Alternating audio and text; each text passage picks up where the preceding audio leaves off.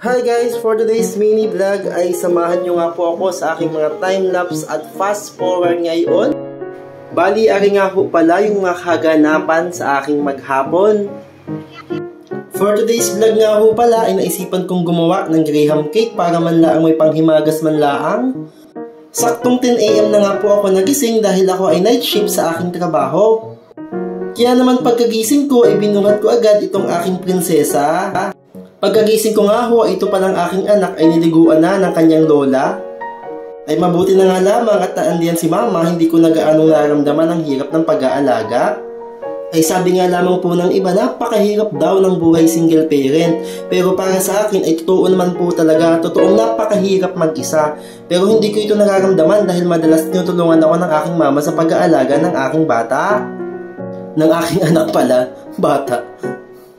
Kaya naman pagkagising ko ay pinadede ko na agad ang aking anak at pagkatapos ko nga po siyang padidehin, siya ay akin namang pinadighay.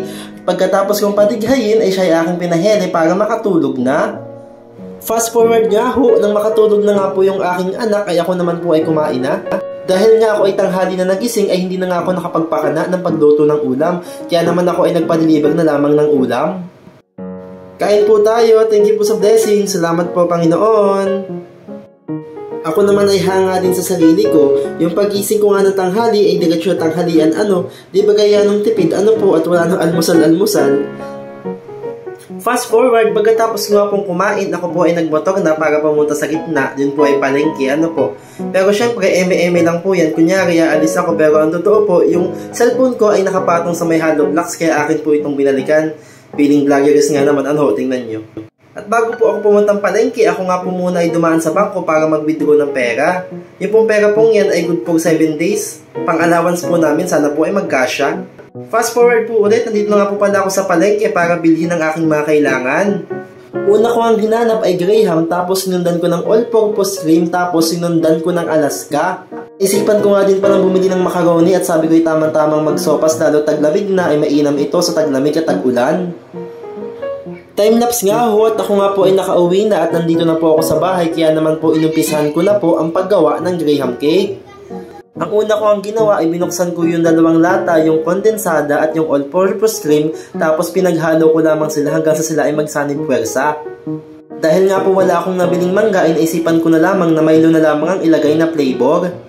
Yan nga po ay hinalo-halo ko lamang hanggang sa matunaw po ang Milo. Pagkatapos po nun ay inumpisahan ko na po. Hindi na nga po pala ako gumamit ng gloves dahil kami-kami lang naman ho ang makain. Pero malinis naman ho yung kamay ko kasi ako naman po ay naghugas. Sa totoo nga lamang ay first time ko lang pong gumawa nito, hindi ko alam kung ano ang akalabasan. Magkaganon man ay bahala na, ang mahalaga ay may kutkutin. Siguro ito ay practice ko na rin lamang po dahil malapit na ang Pasko. First time ko nga palang maghahanda dito sa aking bahay kaya naman kailangan ko na mag-aral ng luto-luto. Bali, 2 Tupperware nga po pala yung aking nagawa kasi bali 4 na balot na grahams ang aking nabili. Habang wala pa kami pamangkin ko, inabilisan ko dahil pag yun ay dumating ay nako po ay ito ay alantakan agad kahit ito ay wala pa sa rep. Habang inagawa ko nga ito ay ina-imagine ko what if lumaki na yung anak ko ay baka baga mag-request na kung ano-ano pagkain ay patay tayo dyan, wala man lamang akong kaalam-alam kaya ito na siguro yung the best way para umpisahan ko at pag-aralan yung mga gusto ng mga bata at uumpisahan nga natin sa paggawa ng dessert. Ay nung matapos ko ng ihilera ay ibinudbud ko na lamang yung tagang Milo sa ibabaw para naman magkaroon ng itsura at pagkatapos nga po ito yung naging itsura ay tingnan nga po kayo na yung humusga. Wakay ko naman po kahit hindi kagandahan yung itsura niyan ay feeling ko naman po yan po ay masarap parang ako. Joke lang. At syempre pagkatapos po yun ay pinalagay ko na agad sa ref para kinabukasan na gumamaya ay malantakan na agad. Fast forward na nga ho tayo, pagkatapos ko pong gumawa ng graham cake ay bigla naman dumating itong aking in-order na mga pintuan.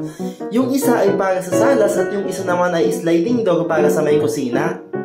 Ay sabi ko na nga lamang ho, ito ay saktong-sakto para sa aking bahay kasi naman ay hindi na lalabas yung lamig ng aircon. Ito nga palang si mama ay mas excited pa sa akin kaya naman agad siya nagligpit at tinanggal yung mga bagay na mga kasagabal habang nilalagay ang pinto. Sa totoo lamang itong si mama sa tuwing ako may pinapagawa sa bahay ay mas halatang siya pang mas excited kaysa sa akin. Ay totoo nga naman ho ang sabi-sabi na kung meron mong taong mas masaya sa iyong tagumpay ay walang iba kundi ang iyong mga magulang. At kung meron namang hindi masaya ay walang iba kundi ang iyong mga kapitbahay na inggitin. Joke lang. Pero sa iba, totoo yun, aminin nyo. Ito nga po ulit, habang kinakabit nga po itong pintuan ay hindi ko po mapigilang magmuni-muni at mag-throwback. Ay parang kailan nga lamang po, 1 taon na ang lumipas nung nabili ko ang lupang kinatatayuan ng aking bahay. Hindi ko nga akalaing tapos na talaga at may matatawag na akong sarili kong bahay.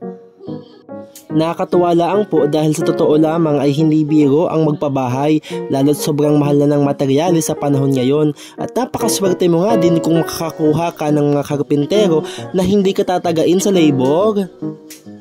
Ay sa susunod nga po ay vlog ko din po kung paano ko utay-utay kung napatapos itong bahay ko, since nakatago pa naman po yung mga old video ko habang inagawa ay susubukan ko po itong i-vlog. Ang dami nga ding nagsasabi sa akin na nakakatuwa daw po ako dahil sa edad ko daw po ay meron na akong sarili kong bahay. Ang sabi ko naman po ay hindi ko naman po ito makukuha kundi dahil sa aking sipag at tiyaga. At syempre yun ay sa tulong at gabay ng ating Panginoon. Kaya naman Lord, maraming salamat po Lord. Habang kami nga pala ay naglilinis, ako ay napatrobak na naman. Sabi ko ang layo ko na pala, hindi na gaya noon.